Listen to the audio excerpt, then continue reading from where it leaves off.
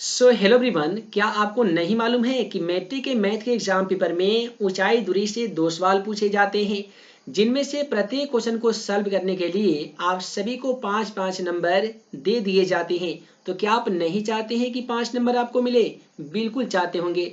तो फाइनली आज की इस वीडियो में हम आप सभी को बताने जा रहे हैं कि आखिर ऊंचाई दूरी का वो कौन ऐसा सवाल है जो मैट्रिक के एग्जाम पेपर में हमेशा पूछा जाता है, और यदि आपके मैट्रिक एग्जाम पेपर में वही सवाल पूछा जाता है तो किस प्रकार से ऊंचाई दूरी के क्वेश्चनों को सॉल्व किया जाता है। आज की इस वीडियो में बहुत ही आसान भाषा में हम लोग पढ़ने जा रहे हैं। इसीलिए चैनल पे नए होंगे तो यार जल्दी से चैनल को सब्सक्राइब करने के साथ बेल आइकन को दबा दीजिए, ताकि ऐसे ही आने वाली हर इंपॉर्टेंट क्वेश्चन का वीडियो आप सभी को मिल सके और आप हमारे द्वारा बनाए गए तमाम इंपॉर्टेंट क्वेश्चन का वीडियो सबसे पहले देख सके। आज का वीडियो का टारगेट है 90+ मार्क्स लाने वाले स्टूडेंट के लिए। यदि आप भी चाहते हैं मैथ के एग्जाम पेपर में 90+ मार्क्स लाना तो वीडियो को शुरू से अंत तक देख कर ही जाना। तो चलिए फ्रेंड्स, बिना समय गवाए हम लोग पहला क्वेश्चन से इस वीडियो की शुरुआत करते हैं। है दोस्तों, जैसा कि आप सभी मोबाइल स्क्रीन पे पहला सवाल क्वेश्चन नंबर 1 को देख पा रहे हैं कि भूमि के किसी बिंदु से मीनार के चोटी का उन्नयन कोण 30 डिग्री है। मीनार की ओर 40 मीटर जाने पर चोटी का जो उन्नयन कोण है वो 60 डिग्री हो जाता है। तो मीनार की ऊंचाई ज्ञात कीजिए। एक चीज यहाँ पे सबसे पहले हम आप सभी को क्लियर कर देते हैं। मान लेते हैं कि ये ए और बी हमारा यदि मीनार होता तो सबसे पहले जरा समझ लीजिए कि चोटी किसे कहा जाता है, शिखर किसे कहा जाता है, तो वहीं पे आधार के साथ साथ पाद बिंदु किसे कहा जाता है। दोस्तों मान लेते हैं कि ये हमारा मीनार है, तो मीनार के जो सबसे ऊपर वाले भाग होते हैं इसे हम लोग चोटी या शिखर कहते हैं। मीनार के जो सबसे नीचे वाले भाग होते हैं जिसे हम लोग तल या आधार कहते हैं। तो इस क्वेश्चन के अकॉर्डिंग बोला है कि भूमि के किसी भी बिंदु से, तो मान लेते हैं कि ये हमारा भूमि हो गया, जिसका मान लेते हैं कोई भी बिंदु, हम यहाँ पे एक बिंदु ले लेते हैं जिसका नाम हम लोग सी रखते हैं। बोला है कि मीनार के चोटी का उन्नयन कोण, मान लेते हैं ये हमारा ए है और ये हमारा बी है। तो भूमि के किसी बिंदु से मीनार की जो चोटी का उन्नयन कोण है क्वेश्चन के अकॉर्डिंग कितना है दोस्तों, तो 30 डिग्री है। तो आप यहाँ पे आसानी तरीके से 30 डिग्री लिख सकते हैं। मीनार की ओर 40 मीटर जाने पर, अब ये जो बिंदु सी दिख रहा है यहाँ से मीनार की तरफ यदि हम लोग 40 मीटर आएंगे तो आते आते मानिए कि यहाँ पे हमारा 40 मीटर हो गया, ये हमारा 40 मीटर हो गया। तो जैसे यहाँ पे आते हैं तो मीनार के जो उन्नयन कोण है ना ये 30 डिग्री से घटकर 60 डिग्री हो जाता है। यानी ए से एक और यहाँ पे रेखा खींच देंगे और 30 डिग्री के बजाय यहाँ पे हम लिख देंगे 60 डिग्री। तो हमसे बोला गया है कि मीनार की ऊंचाई ज्ञात कीजिए, यानी मीनार की ऊंचाई क्या होती है। तो ये हमारा बड़ा वाला मीनार है, तो यहाँ पे लिखेंगे मीनार, और ये जो हम इसका नाम हम डी रखते हैं। दोस्तों हम इसे यदि x मानेंगे तो पूरा जो हो जाएगा वो x + 40 हो जाएगा, ठीक है। उसके बाद में जब हम इसका सॉल्यूशन करते हैं, हल करते हैं, तो थोड़ा सा हमें भाषा लिखना पड़ता है। आप यहाँ पे लिखिएगा कि माना कि ए बी किसकी ऊंचाई है दोस्तों, तो मीनार की ऊंचाई है। ए बी मीनार की ऊंचाई हम लोग मान लिए हैं। उसके बाद में आप यहाँ पे ऐसे भी लिख सकते हैं कि जहाँ आपका जो डीसी का मान है वो कितना है, तो आप यहाँ पे लिखिएगा डीसी का मान दोस्तों 40 मीटर है। उसके बाद में लिखिएगा कोण ए सी बी, यहाँ पे हम लिखेंगे कोण ए सी बी का जो मान है वो क्वेश्चन के अकॉर्डिंग 30 डिग्री है। कोण ए डी बी, तो यहाँ पे ए डी बी का जो मान है ना दोस्तों वो 60 डिग्री है। अब यहाँ पे हम लोग मानेंगे कि पुनः बी डी बराबर हम लोग जब x मान लेंगे, यदि बी डी बराबर x माना जाएगा तो बी सी बराबर क्या हो जाएगा, तो x + 40 हो जाएगा। इतना लिखने के बाद यदि आप यहाँ तक समझ चुके हैं तो समझ लीजिए कि आपका क्वेश्चन का सोल्यूशन हो ही गया। कैसे हो गया, हमें मीनार की ऊंचाई याद करना है, इसे हम लोग परपेंडिकुलर यानी लंब कहते हैं, इसे हम लोग बेस यानी आधार कहते हैं, इसे हाइपोटेन्यूज अर्थात कर्ण कहते हैं। तो हमें P ज्ञात करना है, B का मान ऑलरेडी दे रखा है, तो P/B किस में होता है, तो tan में होता है। तो सबसे पहले हम लोग छोटा त्रिभुज बनाते हैं, त्रिभुज ADB में। यहाँ पे दोस्तों लिखेंगे त्रिभुज ADB में कितना डिग्री से दोस्तों, तो लिखेंगे tan ADB का कोण कितना डिग्री है, तो 60 डिग्री है। तो लिखिएगा tan 60 डिग्री। फार्मूला क्या होता है दोस्तों, तो P/B होता है। P के बदले में आप यहाँ पे AB लिख सकते हैं। बी के बदले में आप बी डी आराम से लिख सकते हैं। tan में जो 60 का मान होता है वो √3 के बराबर होता है। पी का मान देखेंगे तो क्वेश्चन के में नहीं दिया गया है, तो पी को पी लिखिएगा और बी डी को तो हम लोग एक्स माने हैं। तो यदि आप इसके नीचे एक लिखकर क्रॉस मल्टीप्लिकेशन कर दीजिएगा तो पी में यदि एक्स ना कीजिएगा तो पी हो जाएगा, एक्स में √3 से गुना कीजिएगा तो एक्स √3 हो जाएगा, जो कि आपका समीकरण एक का मान आ जाएगा। उसके बाद में हम लोग लिखेंगे कि पुनः त्रिभुज, अब बड़ा वाला त्रिभुज ले रहे हैं ए बी सी में, यहाँ पे हम लिखेंगे कि त्रिभुज ए बी सी में। अब यहाँ पे कितना से बनाएंगे तो tan 30 डिग्री से बनाएंगे, क्योंकि बड़ा वाला त्रिभुज का मान 30 डिग्री है। अब यहाँ पे भी फॉर्मूला हमारा वही रहेगा, P बटा बी, P का मान है तो ए बी हो जाएगा, तो यहाँ पे हम लोग ए बी लिखेंगे और B का मान दोस्तों बी सी हो जाएगा। tan में जो 30 डिग्री का मान होता है वो 1/√3 होता है। ए बी का मान नहीं दिया गया है तो हम लोग ए बी लिख सकते हैं, या हम ए बी के बदले में केवल P भी लिख सकते हैं, आइए P लिख सकते हैं। उसके बाद में BC की मान की बात करें तो x + 40 दे रखा था, तो हम लोग यहाँ पे x + 40 आराम से लिख सकते हैं। P में यदि √3 से गुणा कीजिएगा तो √3P हो जाएगा। x + 40 में यदि 1 से गुणा कीजिएगा तो x + 40 ही हो जाएगा। यदि आप P बराबर x + 40 लिखते हैं तो √3 जो गुना में दिखाई दे रहा था बराबर की तरह करिए भाग में हो जाएगा, और ये आपका समीकरण का दूसरा रूप आ जाएगा। यहाँ पे जरा ध्यान से देखेंगे तो P यहाँ पे भी है और यहाँ पे भी P है, इससे हमें ये पता चलता है कि यदि P और P आपस में बराबर है तो ये दोनों समीकरण भी आपस में बराबर होने चाहिए।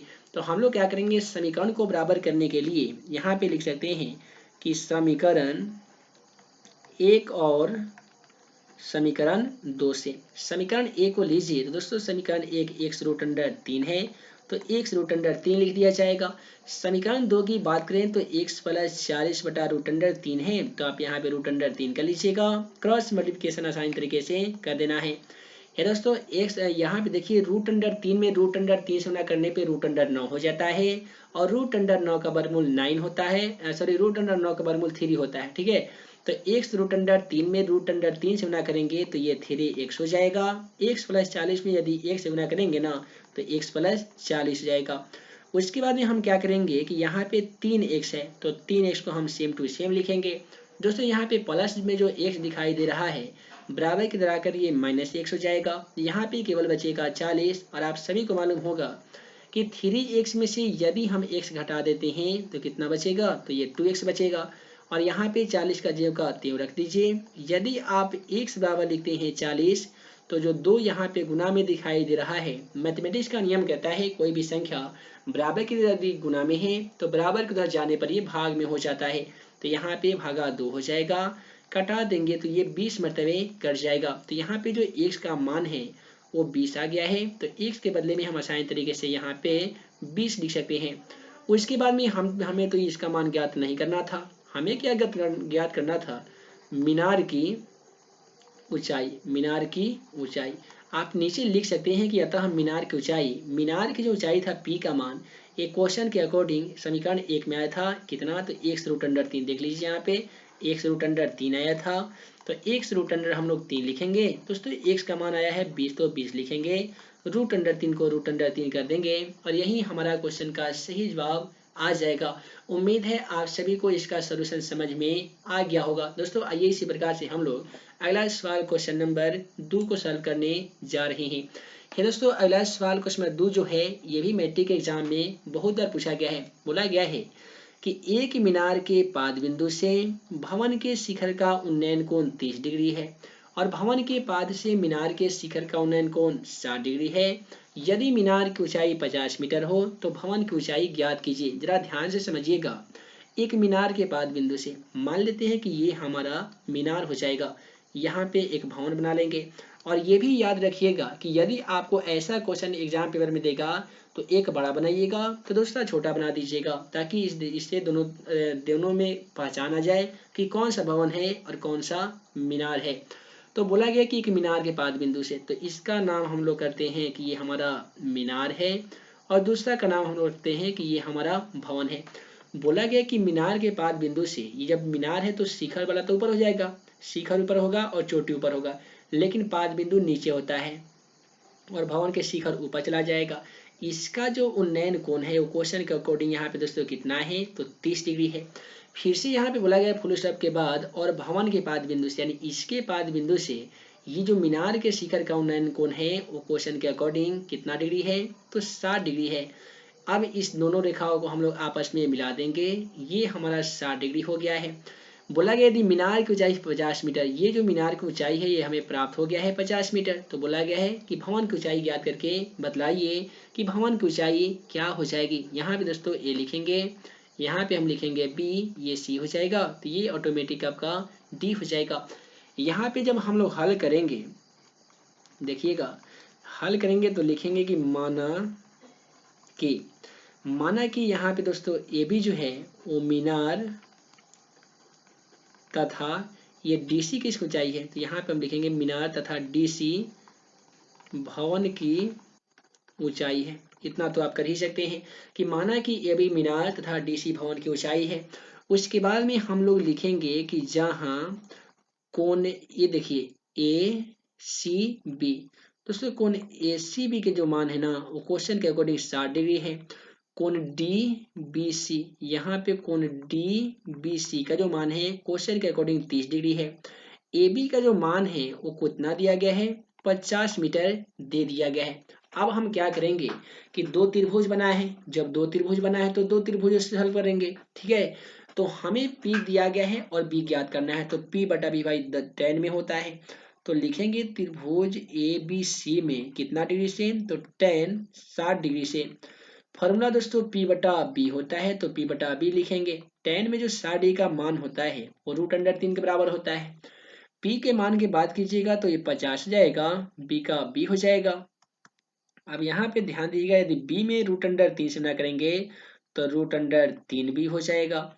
50 में 1 से गुना कीजिएगा तो 50 हो जाएगा। ठीक उसी प्रकार से यदि आप B बराबर 50 लिखते हैं तो √3 जो गुना में दिखाई दे रहा है बराबर की तरफ जाकर ये भाग में हो जाएगा और ये आपका समीकरण 1 आ जाएगा। अब हम लोग क्या करने जा रहे हैं कि त्रिभुज डी बी सी में, त्रिभुज डी बी सी को सॉल्व करेंगे। तो लिखेंगे त्रिभुज डी बी सी में कितना डिग्री से, तो दोस्तों 30 डिग्री से। फॉर्मूला तो हमारा सेम टू सेम रहेगा, P बटा B का P बटा B रहेगा। 10 में जो 30 डिग्री का मान होता है वो 1 बटा √3 के बराबर होता है। P का मान की बात करेंगे तो P का मान तो नहीं दिया गया है तो नहीं लिखेंगे। B का मान हमें प्राप्त हो गया है 50 बटा √3, तो यहाँ पे लिखेंगे 50 और जो बटा √3 है बराबर की उधर जाकर ये गुना √3 हो जाएगा, ये तो आपको भी मालूम होगा। यदि आप P √3 में √3 से ना कीजिएगा तो ये 3P हो जाएगा और 50 में यदि 1 से ना कीजिएगा ना तो ये आपका 50 जाएगा। इसे यदि हम P बराबर 50 लिख दें तो √3 यहाँ पे जो गुना में दिखाई दे रहा है ये भाग में हो जाएगा और यही हमारा P का मान यानी भवन की जो ऊंचाई है वो 50 बटा 3 आ गई है। यदि आप कक्षा 10वीं NCERT के मैथमेटिक्स में इसका आंसर देखेंगे तो 50 बटा √3 नहीं मिलेगा, ये मिलेगा 16.2/3, यानी 16 या 48 है 250 बटा 3। तो नीचे आप एक लाइन लिख दीजिएगा कि अतः भवन की ऊंचाई बराबर 16.2/3 मीटर।